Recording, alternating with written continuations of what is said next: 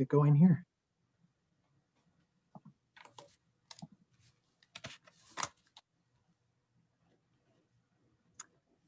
Hi, everyone. My name is Evan Beals. I'm one of the PACAC facilitators for our virtual college exploration today. Welcome to the virtual college exploration. We're excited that you've joined us. There's just a couple kind of housekeeping notes before we get started. A couple things that you can see right here on the screen. If you're looking to ask some questions, right on the bottom of your screen, you should see a Q&A feature. Please feel free to use that Q&A feature to ask any questions of our panelists today. Just know that your microphone and your camera are off due to today's webinar format. So no worries about needing to speak up or see your video. All of your questions will be right through the Q&A feature. Please feel free to sign up for more sessions that are going through this week at pacac.org/virtual. There's some really great sessions coming up the rest of this week. And then after this week is over, the recordings of all of the sessions from the past few weeks will be available right on that virtual website as well. So at this point, I will turn it over to Nicole, one of our panelists today. But thanks for joining us. Thanks so much. Hi, everyone. My name is Nicole Carrera. I am the Associate Director of Admissions at IUP, which is Indiana University of Pennsylvania. I am joined this afternoon by Donna Pertel, who is also from IUP. She's here representing our branch campuses, our regional campuses, Northpointe and Punxsutawney. And we have Kayla Swatowski from our IUP Academy of Culinary Arts and Barry Saylor from our IUP Academy of Culinary Arts. And once we talk about the college search process a little bit, I'm going to turn things over to Donna and Kayla to talk a little bit about the culinary program and the regional campuses. And then Barry will be in the Q&A. So if you have anything, please feel free to put it in the Q&A and he can help answer those questions. And if there's something he can't answer, then we'll get to that a little bit later on. But we'll go ahead and just talk a little bit about the college search process, just so you sort of have some background on what you need to be thinking about. Some options after high school. Clearly, you can go directly to the workforce, start making money and get a job, and maybe you're saving to help pay for college at some point, or you just want to get out there and start working. That's certainly an option. Joining the military, another option you can do, which is certainly an admirable thing to do. IUP specifically is a very military-friendly school, so we have a lot of students that after the military come to attend IUP, as I'm sure other colleges do as well. And then certainly the other option is to attend a college. It can be a different type of college, like a technical or a trade school, where you may go to school to learn a trade, like to be a carpenter or to be a chef or to work in heating, ventilation, and air conditioning, or whatever it might be. You could attend a 2-year school, which is like a lot of our community college, like Westmoreland County Community College or Harrisburg area or Bucks County Community College. Or you could attend a 4-year college. We have several in Pennsylvania. We have several different colleges. We have state-owned, which is what IUP is part of, and along with 13 other state schools. We have state-related schools, which would be a Temple, a Pitt, a Penn State. We have private schools, which would be like a Seton Hill, a Villanova, a Juniata, a Bucknell, and then certainly you have out-of-state options too. State-owned, those schools, we get a little bit more support from the state monetarily, and then state related get a little bit, but they're mostly tuition funded, and private schools would not receive any money from the state, and certainly out of state schools. That's a whole different ball of wax, but there are over 4,000 colleges and universities in the country. And even in Pennsylvania alone, there are about 250 colleges to choose from. So that's a lot of options. It's a lot to think about. But we'll try to help you figure out how to work through that process a little bit. So if you've decided to attend college, how do you choose? The first thing you want to think about is, does the school have my major? What are you interested in doing? What kind of job do you want to have when you graduate? I know that's really hard when you're in high school to try to figure that out. But if you think there's something that you're interested in, or you have, some different things you like and are kind of jobs that you're thinking about, then you may want the colleges to have those majors. You want to make sure that the colleges you're applying to have the programs. Like if you're interested in something in business, does the school have some good programs? The other thing is about what activities in student life. Are there things that you do in high school that you still want to continue doing in college? Whether that be in the marching band, or you're an athlete and you want to continue to play a sport, or you're part of the newspaper at your college and you want to continue that. Whatever it might be, you want to also make sure that the college has that if it's something that you're interested in continuing. Or maybe it's just as simple of, I want to attend a big school that has a lot of school spirit, like a Division I school where there's a lot of athletic support and things like that. Then that's something to keep in mind as well. Distance from home is really important. And yourself, do I want to be far away from my family, or do I want to get away from my family? Whatever you're thinking, you could be anywhere from a few minutes down the road attending your local community college or a school near your home to an airplane ride across the country if you really want to. But you have to think what's best for you individually. Do you want to be able to see your family whenever you want and only be an hour or two away? Or do you want to have a distance between you and get home during holidays and breaks and things like that? So that's something to keep in mind. What type of campus setting? Do you really want to go to school in a city? The campus is in a downtown urban environment. In a small town like IUP, for example, we're located in a smaller town and the campus is right there in the community. Or a rural campus that's a little bit further away, there's not as many distractions. Maybe you really like the rural type of environment and not the city. Those are some things to keep in mind too when you start looking for colleges. Size of campus is important. There are colleges anywhere from a few hundred students to over 60,000 students and everything in between.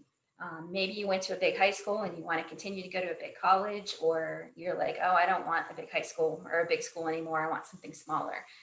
I know the college I went to has like 1,200 students, and my son goes to a college of over 66,000 students. So there's a really big difference in size of campus in terms of how many students there are and how big the campus is. A lot of campuses are sprawling, and it takes a while to walk from one end to another, or you may need a bus system or something like that. And some are very small and walkable. So it's kind of a combination of those things that you need to keep in mind too. Cost is certainly important. Your community colleges would be probably your least expensive option. And then maybe your state-owned, state-related, private. But you should never necessarily be afraid of what the sticker price is, because there could be financial aid, there could be scholarships, there could be resources that you get to help you pay school. So you don't want to ever necessarily rule a school out because of costs. Certainly if you attend a state public school, you're going to pay out-of-state tuition, it's going to be more. But there's lots of different cost factors to keep in mind, and there's a huge difference in price of colleges. But like I said, never necessarily rule anything out just because of what the cost is, because you need to maybe get your financial aid package and see if something is affordable for you or not. Reputation could be important to you, especially maybe the reputation of the academic program that you're interested in. I want to be a nurse, and does the school have a really good nursing program? Or the reputation of just the school in general, whatever it might be. Is this campus in the school a good fit for you? And the only way you're really going to see fit for the most part is to try to visit campus, which we're going to talk a little bit more about here on another slide. But these are definitely some of the things that you need to think about when you're considering a college. It's a lot, but you can work through it and just kind of from your heart feel what is best for you in terms of what kind of college do I think I want to attend. And how do you get ready for college? You could be a sophomore in high school still, you could be a senior. I'm not sure, but no matter where you're at, you need to work hard and still get good grades. Whether you're a sophomore or whether you're still in your senior year, continue to work really hard. Make sure your grades are strong. That's going to be the most important thing. Try to challenge yourself, especially if you're earlier in high school and you can still, choose some academic college prep type classes. That's important and more helpful to you when you're trying to apply to, especially four-year colleges. Job shadow, if there's a kind of job or occupation you think you're interested in, if you get a chance to job shadow, I would say jump at that chance to do it. It may affirm your decision that this is what I want to do, or you may decide, oh no, this is definitely not what I want to do. And then you can at least rule that job out. Get involved in something in your school or community. On some college applications, that's really important that you have something that you're involved in. So think of that. Take the SAT or AT twice if you can. And I realize right now it's been hard to take the SAT, and a lot of schools have become test optional. But if you're applying to a school that does need SAT or ACT, we really do encourage you to try to take it twice if you can, just because after the first time you're more familiar and you may do better the second time just because you're used to the test. And like I said on the last slide, visit colleges. Right now, there are colleges like IUP, for example, we do have some in-person visits in a limited capacity, as do some other colleges. And then some, you just can do virtual experiences. I would say at this point, whatever you can do, try to do it. It's a good time now, honestly, especially if you're younger, to start doing some of these virtual visits to kind of get an idea of, oh, does the school sound interesting or not? But visiting campus is really the only way you're going to tell, is this school the best fit for me? Like we mentioned on one of the other slides. And I know when I was visiting schools, I visited some and I'm like, no, there's no way, this doesn't feel good. Or yes, this feels good. And it was the same way with my son. I know, he would walk away and say, no, I don't think this is for me. Or yes, I think I could see myself here. So visiting is extremely important. In terms of applying to colleges, most applications can be found on college websites. I don't know of any college that you probably can't just go to their website and find out how to apply. Or you can use the Common App. Not all colleges are on the Common App, but if there are several colleges you're interested in, if they are all on the Common App, then you can just use that to apply to those schools. There is an application fee sometimes for colleges, again, different for every school. But a lot of colleges do not have application fees. Like IUP, we do not, for example, have an application fee for our undergraduate degrees, but some colleges still may, or you may want to ask, is there a way I can have my application fee waived if they do have one? High school transcripts, obviously that's the most important thing that colleges are going to need to see. What is your overall grade point average? Most colleges use your weighted GPA because typically that tends to be higher. What kind of curriculum did you take? When I mentioned before, college prep, advanced type courses if you can. If your school offers AP classes or college and high school dual enrollment kinds of classes, it's important to think about trying to take some of those if you can. Some colleges will require letters of recommendation and essays. Not all colleges do, but the more competitive colleges you apply to, then the more likely they need some of those other letters of recommendations or essays.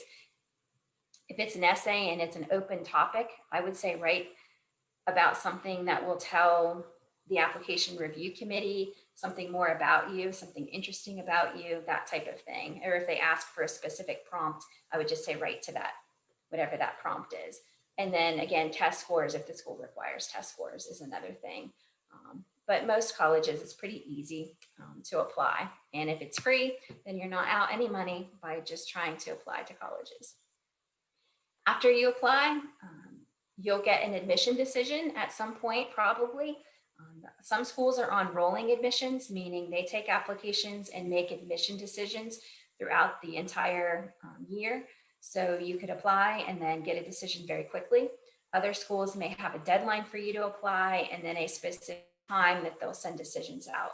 Like maybe they wait till after January 1st to send decisions, or February 1st or something like that.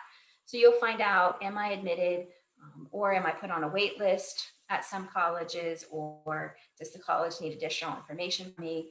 But that would be the next step after you apply, is you'll find out what your decision is or how your application is progressing.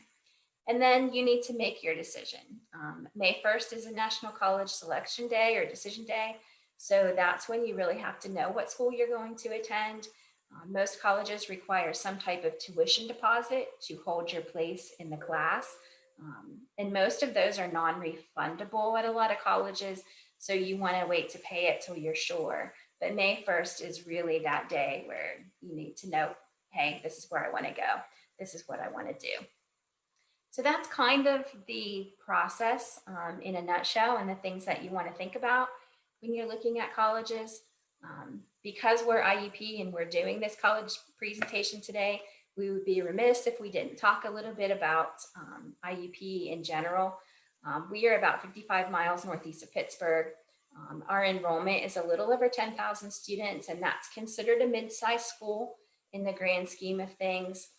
We do have over 120 undergraduate programs. The top ones are listed there: nursing, criminology, psychology, but we have a lot of even unique programs that not a lot of colleges have.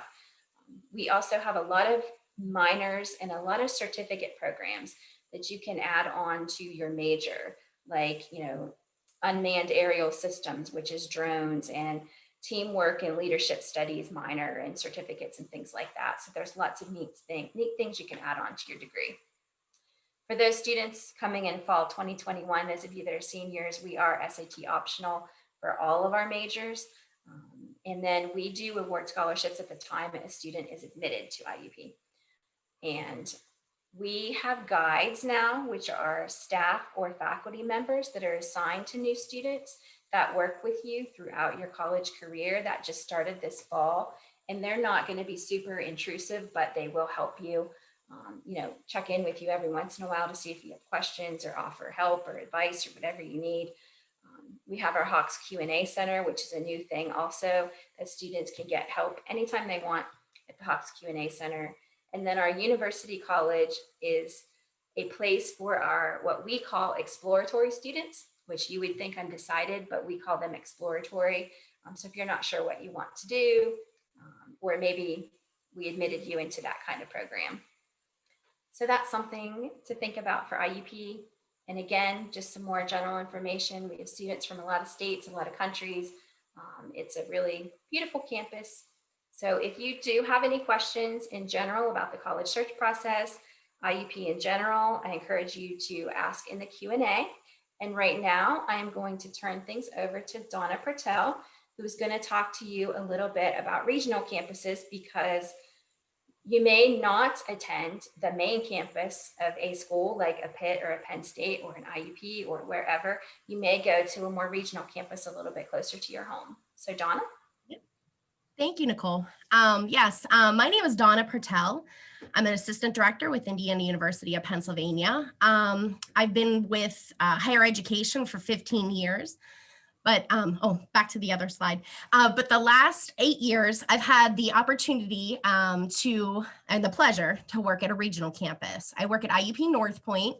IUP actually has 2 regional locations. We have IUP Northpointe and IUP Punxsutawney. So just to talk to you a little bit more about a regional campus, Nicole did mention about 2-year schools. And a lot of times people may look at a regional campus as a 2-year opportunity, or in a lot of cases for IUP, we look at them as a 1-year opportunity or a second year, and then students would transition. Most notably, and I know we brought up the names of Pitt and Penn State, but they are schools that we also know within this region that offer regional campus opportunities. And again, we talk about attending a regional campus, again, for your first or second year, and then transitioning. We don't use the term transfer because you're already with the established system. So you're not transferring to an entirely new school. But really with IUP Northpointe and IUP Punxsutawney, we allow students to become part of one of the largest, most comprehensive of the PACAC schools, but at their own pace in their own neighborhood. So some of the benefits of a regional campus would be a smaller setting. Regional campuses, offer the same academic resources and really are up to set the students for success, but we are in a smaller setting. For example, at IUP, the average class size on the main campus in Indiana, PA, may be about 25 to 35 students, whereas on a regional campus at IUP Northpointe or Punxsutawney, the typical class size is about 10 to 20 students. I am a firm believer in the excellent support staff because I am one of them at the regional campus. But, I feel with the smaller setting that really allows the intimacy to get to know the students a bit better, where, we're kind of that one-stop go-to person on the regional campuses for students to help them with their financial aid, billing questions, technical support questions. And a lot of times those relationships carry over when the student does transition to the main campus of IUP, or say even one of the other type of regional colleges. Another benefit are high quality faculty members. At IUP, because of our proximity, both of our regional campuses are within an hour of commuting range to the main campus of IUP in Indiana, PA. Therefore, our faculty can easily commute to teach at the regional campuses. And we also use a lot of different modalities like Zoom technology to teach classes as well. And an IUP student is an IUP student. Again, this goes back to the whole usage of the word transfer. You're already an established IUP student if you're starting at a regional campus. It's just transitioning to the main campus going forward. So we're all proud IUP community and an IUP alumni when you do graduate. And then one of the main benefits too is if you start at a regional campus in comparison to say starting at another school, maybe at a community college, is the fact that you've worked so hard to attain a certain GPA or earn academic honors. So it's an easy transition since you're already an established student within that college to transition your academics, your academic record when you go on to the main campus. Whereas if you do transfer in from another school, your credits are going to transfer in, but not necessarily your grades. So you may start at a clean slate, and maybe you worked very hard for that GPA, and you'll still have that academic record when you transfer, because a lot of times that could be used for admissions purposes to get into your new school. But if you stay within a regional school, that is all going to go with you when you transition to the affiliate main campus. Now, I have on this slide here that all classes are in one building. That's not always the case with IUP and our setup with our regional campus. All classes are in one building, which students get kind of spoiled. But a lot of times these regional campuses are smaller than their affiliate main campuses. So students, don't really know what it's like to walk across campus in the snow and rain until they transition. But I would say one of the biggest factors in choosing a regional campus is the cost savings. I mean, a lot of cases, these are commuting locations. Some may have residential halls, but in a lot of cases, they are commuting because you are within your community, within your neighborhood, therefore saving probably over $10,000 in room and board. And a lot of times regional campuses have a different fee structure than you may find at your main campus. So again, that's an additional cost savings. So when we talk about the types of classes that you would be taking at these regional campuses, these would be liberal studies classes. These are classes that are required essentially for all majors being applied towards graduation. Liberal studies or general studies classes really kind of help promote critical thinking, communication, problem solving, research. I think these are skills that will help students not only be well-rounded, but really help them, these classes will help them, towards their greater career goals. And as you can see in this picture here, this is actually one of our classrooms at IUP Northpointe, and we have all of our rooms set up again as Zoom rooms. But a lot of our classes are hybrid in a sense, where there's an on-campus component where you're coming for a lecture or to watch a lecture. Maybe the professor's at another location and that lecture is being broadcast to the students at IUP Northpointe. And then there could be an online course shell component for your tests or assignment submissions. But this is a great way for IUP to be able to offer classes and allow instructors to really teach at 3 different locations at once. I know that this is also a modality that say Pitt or Penn State are using with their branch campuses. I do have a notation at the bottom that at our IUP Northpointe and IUP Punxsutawney regional campuses, we do have Monday through Thursday classes. So they're it does leave open some time for students to, maybe if they are at home, pick up a shift on a Friday, or if they like to travel, go away, get a head start. But that is the way that we offer our classes on our campus. And these last two slides, I just want to show you some of our community here at IUP Northpointe and then at IUP Punxsutawney. As with the Indiana campus, we like to do a lot of different activities to get students involved. I strongly encourage, wherever a student would choose to go, challenge yourself. Get out there, make friends, and by getting involved, you're going to learn time management, you're going to learn to network, things that are going to help you later in life. So enjoy your search. And I'm going to hand this over to Kayla now to talk to you about the Culinary program. Thank you. And thank you everyone for taking time out of your busy day to joining us today. We hope you are finding this program very informative and helpful. My name is Kayla, and I'm one of the culinary admission counselors at the IUP Punxsutawney Academy of Culinary Arts. I'm also a graduate of both the culinary and the baking program. And then I actually completed my bachelor's and my master's in food and nutrition at the IUP main campus. So I can provide a lot of answers for you about the student experience as well as the college search process. If you want to just ask those in the Q&A, that would be great. So to get started, the Baking and Pastry and the Culinary Arts program is located at the regional campus in Punxsutawney, which is about an hour and a half north of Pittsburgh. And when you're looking at colleges, the one major question you want to ask is how much class time, hands-on education are you getting with your major? What is the cost, and what is the placement for your job when you leave the campus?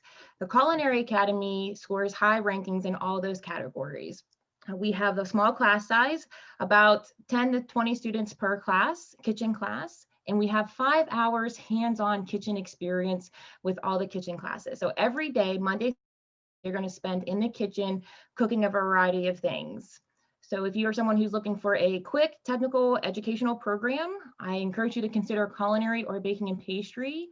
The program is a 16-month program. You're going to spend 12 months on our campus in Punxsutawney, and then your last semester is going to be a paid externship, which I'm going to talk about those here in just a couple minutes.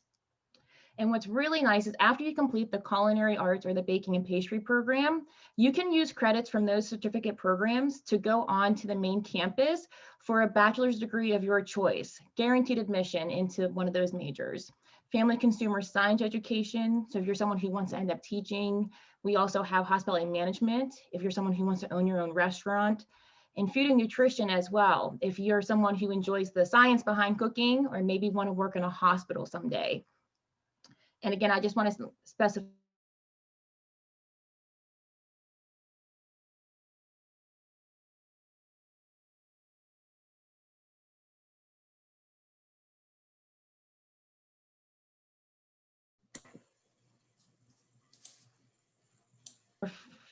spare time, right? And Punxsutawney is a small town. I don't know if any of you ever seen Groundhog's Day, but it is the movie with Punxsutawney Phil. That's where our school is located. Small town, but we have lots of activities, including indoor-outdoor pool that we buy you a pass for. We have game night, movie night. There's extracurricular sporting teams that you can join, football or volleyball. If you're someone who enjoys hunting or fishing, that is available right there in Punxsutawney as well. And also you're an IUP student, so you're welcome on all the IUP campuses and using your meal plan at their cafeterias as well. And then the next slide, we'll talk about some the absolute favorite part of the program, and that is our externships. Externship is a paid experience at IUP. No matter what culinary or baking program you choose to attend, you have to complete on-the-job experience. IUP will make sure that this experience is paid. And we have 100% placement for these paid opportunities. No other major, no other college can guarantee you when you leave their campus that you're going to have this paid opportunity. Pictured here on this slide is some popular sites where our students go to. In the top right corner, you have the Horseshoe Bay Resort, which is in Texas. Below that is the Nemacolin Woodlands Resort, which is in Farmington, Pennsylvania. And then I had to show you the site where I went in the bottom right, which is the Biltmore in Asheville, North Carolina. That's America's largest castle. These are 4- and 5-star resorts, again, all across the country, as close to home or as far away from home as you want. If you want to go to Hawaii or Alaska, we have sites there as well. And it's important to know that in these externships, you're still considered a student. You have to complete 450 hours before you officially graduate. But again, IUP is going to make sure that this is paid. So you're getting paid to go to school for your last semester. And I just think that's awesome. The next slide will go over just the different common questions that we get. Being a regional campus, our application process is a little bit different than most colleges. We do not require an application fee. We do not require SAT or ACT scores. Being a culinary and baking program, there's different standards we look for. Attendance is one of them. Like, we prefer perfect attendance in high school versus, a C in geometry. Don't need to be a mathematician to be a chef, right? Also, you don't need any prior experience. That's a common question we get. Do I have to have any cooking or baking experience? No, we'll teach you everything you need to know, again, in that short 16-month program. And then we do not require letters of recommendation, but I encourage them for the scholarship opportunity. So when you're applying, you are really no obligation, especially at IUP, there's no application fee. I encourage you to get your application early for all the colleges that you're looking into. Most of them, again, there's no obligation, but you're just gathering your opportunities. Most colleges will get back to you with scholarship opportunities. The Academy of Culinary Arts, actually, the date is December 1st. So you want to make sure you get your application in and admit it before December 1st, because that's when we hand out our scholarships. So you want to make sure you reach that scholarship deadline. Scholarship is free money you don't have to pay back. And to conclude our program, here's just our contact information. If you want to reach out to any of us regarding the college search process, IUP in general, the Culinary Arts program, whatever, we're here. One thing I love about IUP is that our students, they're not numbers, they're family. So welcome to the family, and please don't hesitate to reach out. Thanks, guys. I'm going to leave this up here for one more second, but Barry, did we have any questions that we might be able to answer? Because we do still have some time left. I have one for you, Nicole, that's people probably might be wondering, is how has COVID affected the application process? Good question. So really the only way it has been affected is by all of our programs going SAT optional. For a few years now, some of our majors, we have been able to admit students without SAT scores, but this year, all of our programs, even nursing, which is our most competitive program, will admit students just based on a certain grade point average. So that is really the main way it has been affected, in that it's a little bit, more flexible to get into the majors that you want. Can I add something onto that, Nicole? Oh, yes. Especially with the Academy of Culinary Arts, it's important how COVID is affecting us is with the whole social distancing and the small class sizes. So normally we can have 150 students at the Culinary Academy, but due to COVID, we only have right now 86 spots.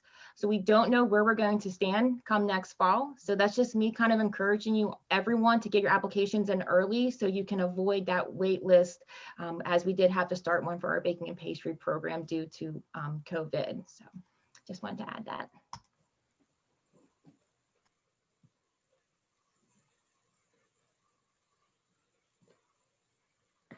I'm just going to stop share so I can see if there are any questions coming through either. If you have more questions, please feel free to ask in the Q&A. Or Barry, if you've had any more come in that you want to ask us, feel free to go right ahead.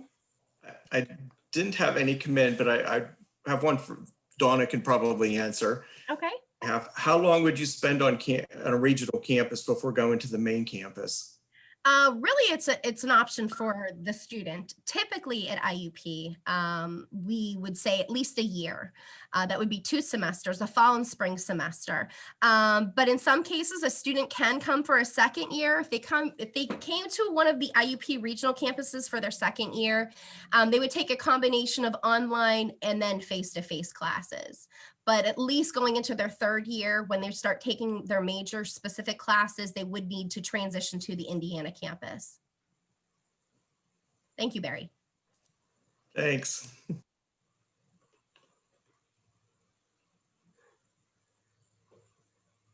Any other questions that the students have on here before we leave you today? No, we didn't get any other ones, Nicole. All right. Thanks everybody for joining us, and we'll turn it back over here for some last minute updates. Great. Thanks, everyone. Again, thank you for joining us. After you close out this meeting window, a pop-up will come up with a quick 4-question survey that we'd love for you to provide your input on. Again, there are some other sessions that are coming up this week. And there's a schedule of all the recordings from the past couple weeks of all the sessions that happened.